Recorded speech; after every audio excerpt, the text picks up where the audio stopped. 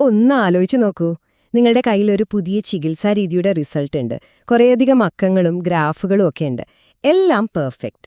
പക്ഷേ ഈ ഡാറ്റയൊക്കെ ഒരു സാധാരണ രോഗിയുടെ ജീവിതത്തിൽ യഥാർത്ഥത്തിൽ എന്ത് മാറ്റമാണ് കൊണ്ടുവരാൻ പോകുന്നത്?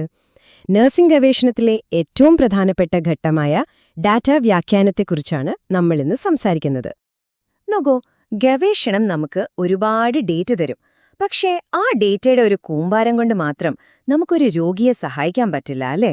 അപ്പോ ഈ അക്കങ്ങൾക്കും ചാർട്ടുകൾക്കും പിന്നിലെ കഥയെന്താണ്? ആ കഥ എങ്ങനെയാണ് ഒരു രോഗിക്ക് ആശ്വാസമായി മാറുന്നത്? നമുക്ക് നോക്കാം. ഈ യാത്രയെ നമുക്ക് ഇങ്ങനെ കാണാം. അക്കങ്ങളുടെ ലോകത്ത് നിന്ന് രോഗിയുടെ അടുത്തേക്ക് ഒരു പാലം പണിയുന്നതുപോലെ.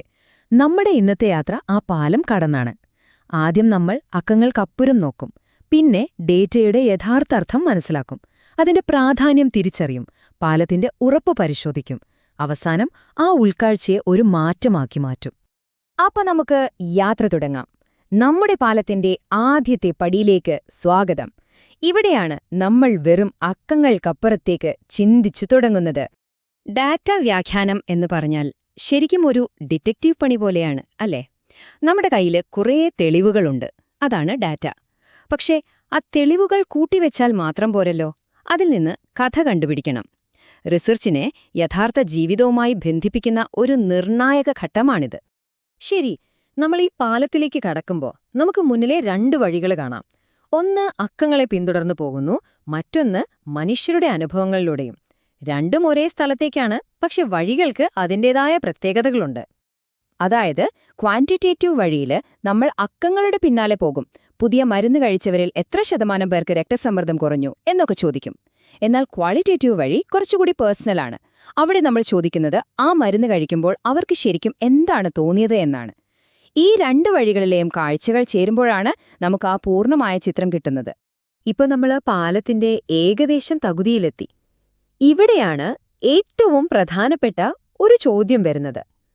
നമ്മുടെ കണ്ടെത്തൽ സ്റ്റാറ്റിസ്റ്റിക്കലി ശരിയാണെന്ന് നമുക്ക് മനസ്സിലായി. പക്ഷേ അതുകൊണ്ട് രോഗിക്ക് എന്തെങ്കിലും പ്രയോജനമുണ്ടോ? ഈ പാലം കടക്കുന്നതുകൊണ്ട് ശരിക്കും കാര്യമുണ്ടോ? സ്റ്റാറ്റിസ്റ്റിക്കൽ സിഗ്നിഫിക്കൻസ് എന്ന് പറഞ്ഞാൽ സിമ്പിളായി നമ്മൾ കണ്ടുപിടിച്ച കാര്യം വെറും ഭാഗ്യം കൊണ്ടോ യാദൃശ്ചികമായോ സംഭവിച്ചതല്ല എന്ന് കണക്കുകൾ വെച്ച് ഉറപ്പിക്കുന്നതാണ്. അതായത് ഇതിനു പിന്നിൽ എന്തോ ഒരു കാരണമുണ്ട്. പക്ഷേ കണക്കുകൾ ശരിയാണെന്ന് പറഞ്ഞതുകൊണ്ട് മാത്രം കാര്യമുണ്ടോ? ഇല്ല. അവിടെയാണ് ക്ലിനിക്കൽ സിഗ്നിഫിക്കൻസിന്റെ പ്രസക്തി. അതായത് ഈ പുതിയ കണ്ടെത്തൽ ഒരു രോഗിയുടെ ജീവിതത്തിൽ അല്ലെങ്കിൽ ഒരു നഴ്സിന്റെ ജോലിയിൽ അർത്ഥവത്തായ ഒരു മാറ്റം കൊണ്ടുവരുന്നുണ്ടോ? അതാണ് യഥാർത്ഥ ചോദ്യം. നമുക്ക് ഈ ഉദാഹരണമൊന്ന് നോക്കാം. ഒരു പുതിയ ഡ്രസ്സിംഗ് ഉപയോഗിച്ചാൽ മുറിവുണങ്ങാൻ 0.4 ദിവസം ലാഭിക്കാം. സ്റ്റാറ്റിസ്റ്റിക്സ് വെച്ച് നോക്കുമ്പോൾ ഇത് നല്ലൊരു കാര്യമാണ്, അല്ലേ? പക്ഷെ ഒരു നിമിഷം ചിന്തിച്ചു നോക്കൂ. ആ പുതിയ ഡ്രസ്സിങ്ങിന് നിലവിലുള്ളതിനേക്കാൾ ഇരട്ടി വിലയാണെങ്കിലോ? അത് മാറ്റാൻ നഴ്സിന് കൂടുതൽ സമയവും പ്രയാസവും വേണമെങ്കിലോ? അപ്പോൾ ആ ചെറിയൊരു സമയലാഭം കൊണ്ട് കാര്യമുണ്ടോ? ഇതാണ് സ്റ്റാറ്റിസ്റ്റിക്കൽ ക്ലിനിക്കൽ പ്രാധാന്യം തമ്മിലുള്ള വ്യത്യാസം. ഓക്കെ, അപ്പോൾ നമ്മുടെ കണ്ടെത്തലിന് പ്രാധാന്യമുണ്ടെന്ന് തോന്നിത്തുടങ്ങി. പക്ഷേ നമ്മളീ നിൽക്കുന്ന പാലം ശരിക്കും ബലമുള്ളതാണോ? നമ്മൾ എത്തിച്ചേർന്ന നിഗമനങ്ങൾ എത്രത്തോളം വിശ്വസനീയമാണ്? അതാണ് അടുത്തതായി പരിശോധിക്കേണ്ടത്. വ്യാഖ്യാനം എന്ന് പറയുന്നത് ഒരു മെഷീൻ ചെയ്യുന്ന പോലത്തെ പണിയല്ല. ഇവിടെ നമ്മൾ ഒരു ഇൻസ്പെക്ടറുടെ റോൾ എടുക്കണം. ഓരോ കണ്ടെത്തലിനെയും സംശയത്തോടെ നോക്കണം. ഇത് ഇങ്ങനെ തന്നെയാണോ? ഇതിന് വേറെ കാരണങ്ങളൊന്നുമില്ലേ എന്ന് സ്വയം ചോദിക്കണം. അക്കങ്ങളെ അന്ധമായി വിശ്വസിക്കരുത്. പ്രധാനമായും 3 കാര്യങ്ങൾ നമ്മൾ സ്വയം ചോദിക്കണം. ഒന്നാമത്തേത്, നമ്മൾ കണ്ട ഈ മാറ്റത്തിന് വേറെ വല്ല കാരണവും ഉണ്ടാകുമോ? രണ്ടാമത്തേത്, നമ്മൾ പഠിച്ച കുറച്ചുപേരുടെ ഈ ഫലം ലോകത്തുള്ള എല്ലാ രോഗികൾക്കും ബാധകമാക്കാൻ പറ്റുമോ? പിന്നെ മൂന്നാമതായി, നമ്മൾ ഉപയോഗിച്ച റിസർച്ച് രീതിയുടെയോ ഉപകരണങ്ങളുടെയോ പ്രശ്നം കൊണ്ടാണോ ഈ ഫലം വന്നത്? ഈ ചോദ്യങ്ങൾക്കെല്ലാം തൃപ്തികരമായ ഉത്തരം കിട്ടിയാൽ നമ്മുടെ പാലം ബലമുള്ളതാണ്. ഈയൊരു ഘട്ടത്തിൽ ഒരുപാട് കെണികളിൽ വീഴാൻ സാധ്യതയുണ്ട്. ഉദാഹരണത്തിന്, നമുക്കിഷ്ടമുള്ള ഒരു നിഗമനത്തിലേക്ക് ഡേറ്റയെ വളച്ചൊടിക്കുക.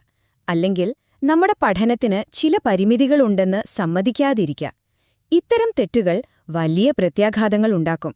അതുകൊണ്ട് എപ്പോഴും ശ്രദ്ധിക്കണം.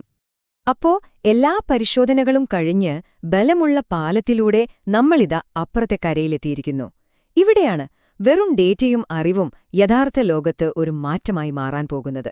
ഇതാണ് നമ്മുടെ യാത്രയുടെ യഥാർത്ഥ ലക്ഷ്യം.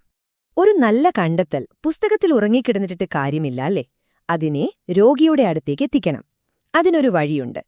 ആദ്യം നമ്മുടെ കണ്ടെത്തലുകളെ നിലവിലുള്ള അറിവുമായി ബന്ധിപ്പിക്കുക. പിന്നെ വ്യക്തമായ ശുപാർശകൾ നൽകുക. അത് മറ്റുള്ളവരിലേക്ക് എത്തിക്കുക. അവസാനം ആ അറിവ് നഴ്സിംഗ് പ്രാക്ടീസിലൊരു മാറ്റം കൊണ്ടുവരാൻ ഉപയോഗിക്കുക. എപ്പോഴും ഓർമ്മിക്കേണ്ട ഒരു കാര്യമുണ്ട്. നഴ്സിംഗ് ഗവേഷണത്തിന്റെ കേന്ദ്രം ഡേറ്റയോ അക്കങ്ങളോ അല്ല, അത് മനുഷ്യരാണ്. ഓരോ ചാർട്ടും ഓരോ സ്റ്റാറ്റിസ്റ്റിക്സും അർത്ഥവത്താകുന്നത് അതൊരു രോഗിയുടെ വേദന കുറയ്ക്കുമ്പോഴോ ഒരു നഴ്സിന്റെ ജോലി എളുപ്പമാക്കുമ്പോഴോ ആണ്. അതാണ് ഈ യാത്രയുടെ ഏറ്റവും വലിയ പ്രതിഫലം. അതുകൊണ്ട് അടുത്ത തവണ നിങ്ങളൊരു പുതിയ സ്റ്റഡി വായിക്കുമ്പോൾ ആ ഡാറ്റ നോക്കി ഇത് ശരിയാണോ എന്ന് മാത്രം ചോദിക്കരുത്. അതിനപ്പുറം ഒരു ചോദ്യം കൂടി ചോദിക്കണം. ഇതുകൊണ്ട് കാര്യമുണ്ടോ? കാരണം രണ്ടാമത്തെ ചോദ്യത്തിന്റെ ഉത്തരത്തിലാണ് യഥാർത്ഥ മാറ്റത്തിന്റെ താക്കോൽ ഒളിഞ്ഞിരിക്കുന്നത്.